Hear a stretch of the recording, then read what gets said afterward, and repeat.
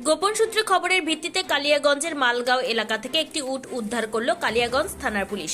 Police জানিয়েছে শুক্রবার গভীর রাত্রে ওই উটটিকে উদ্ধার করেছে পুলিশ। দীর্ঘদিন ধরেই কালিয়াগঞ্জ ব্লকের বিভিন্ন এলাকায় উট এসেছে রাজস্থান থেকে, এমন অভিযোগ ছিল স্থানীয় বাসিন্দাদের।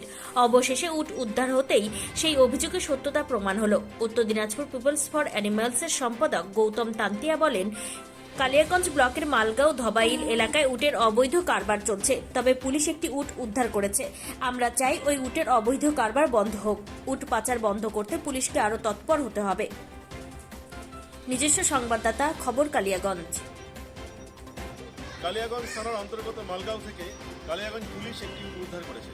এর জন্য আমরা কালিয়াগঞ্জ পুলিশকে আন্তরিক ধন্যবাদ জানাই। কিন্তু আমরা চাই উটের এই অবৈধ কারবার চিরতরে বন্ধ হোক। সম্প্রতি আমরা খবর পাচ্ছি যে বিভিন্ন এলাকা দিয়ে মালগাঁও, ধবাইল এই সমস্ত গ্রামগুলোতে উট নিয়ে আসা হচ্ছে।